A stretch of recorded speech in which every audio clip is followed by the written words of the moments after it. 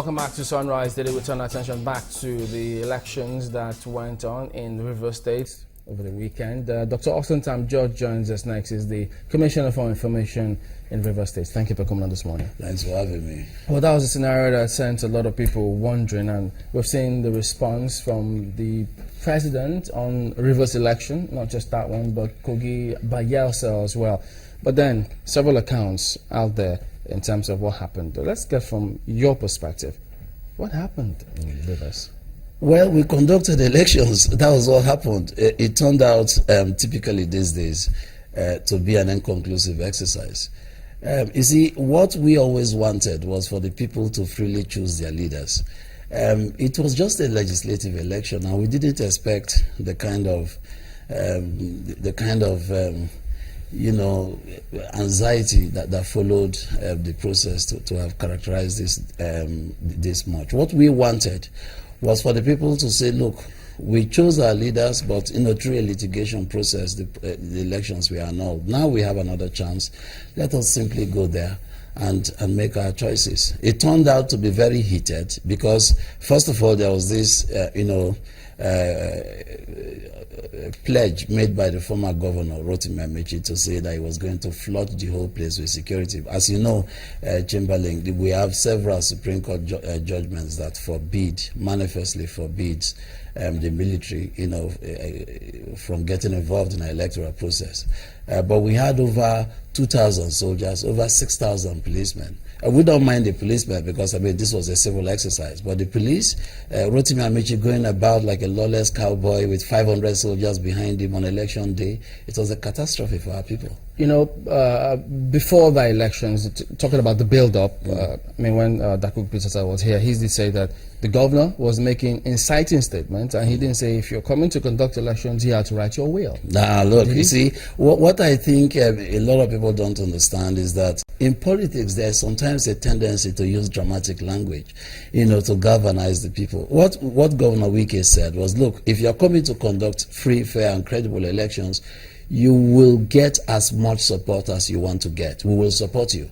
But if you're coming to gerrymander the process, if you're coming to rig the elections, if you're coming to literally steal the sovereignty of the people, not me, but the people will resist you. We have 4.5 million people in Rivers State. They are going to resist you. He may have used dramatic language to make sure. Was that what he said? Yes, that was what he said. If you're coming. No, that the people will resist? Oh, yes. Look.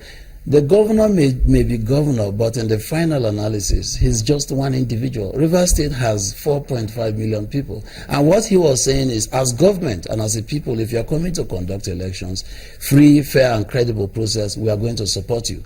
But if you're coming to gerrymander the process, you're coming literally to steal the sovereignty of the people, then the people are going to resist you. So that was what he meant? That was exactly what he meant. But we've seen this kind of... That wasn't what he said. That was what he said, in fact. You see, let me tell you... Those were not the words that he used. Look, you see, I'm a student of language. And that's why I'm happy that you're yes, I'm a student of language. And if you see... And you teach it. That's why I'm excited you're talking about this. Now, let's talk more on it. Look, let me tell you, sometimes people forget that politics draws a lot of its vocabulary from the military. If you see politicians talking about going on campaigns, for instance, if you look at the etymology of the word campaign, the origin of the word campaign, it comes from military vocabulary. When candidates are very close, you are conducting opinion polls, and the candidates are very close in the race, they call it in the US sometimes, they call it statistical dead heat. You understand? So you see, all of these are vocabulary that politicians typically use to collectivize, to galvanize their people. Look at the statement made by Mandela during the Rivonia trials in the 60s. He said, a free and egalitarian South Africa is something I'm willing to fight for and live to see. But if need be, this is an ideal for which I'm prepared to die.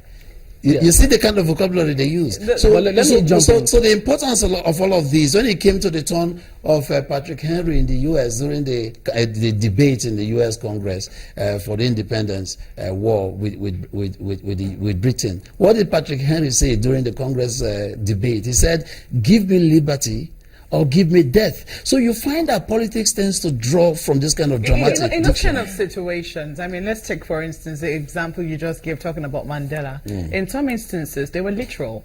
I mean, that was what they meant, and that was what they said. On the day of the election, the governor was just in, sir. Yes.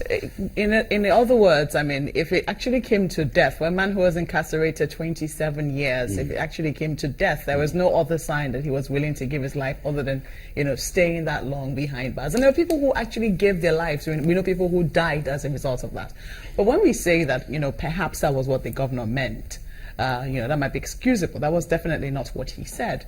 What the governor said, if you want to conduct free and fair, you can't find a better ally than the Rivers State government and the people of Rivers State. We are going to support you. We will accept any outcome from a free and credible process. But if you are coming here to rig the elections, to steal the mandate of the people, to somehow gerrymander the sovereignty of the people, they are going to resist you. Be prepared to write your will. He was using figurative expression. And let me tell you, you see, there is a tendency, especially by the APC, to always mischaracterize for political reasons, to always misinterpret what the governor meant. On the day of the election, the governor was in his father's house in Roma Precom. He didn't go anywhere, although as the chief security officer, he was at liberty to see what was happening. But he remained in his place.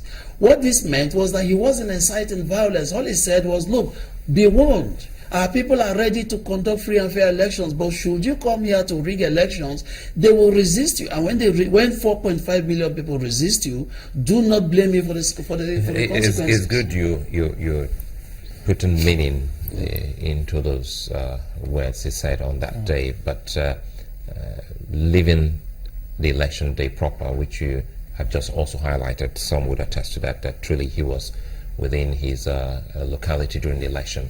A day after the election, which is Sunday, was the next day we saw the Minister of Transport, Rotimi Amechi, the Director General of NIMASA, and even the Governor. All three personalities and others, they were somewhere around the police station. Tell us what transpired there. What transpired has already been, stated and restated here, even here on your show. You asked the same question to the chairman of INEC, Rivers State Electoral Commissioner. He said that woman was handed over to the police for electoral malpractice, period. And the governor went there to see why this was so. All these other fellows went there to did you see the dramatic incident where the chairman of the APC removed his cap and gave to this woman to wear in order to, shield her from the shame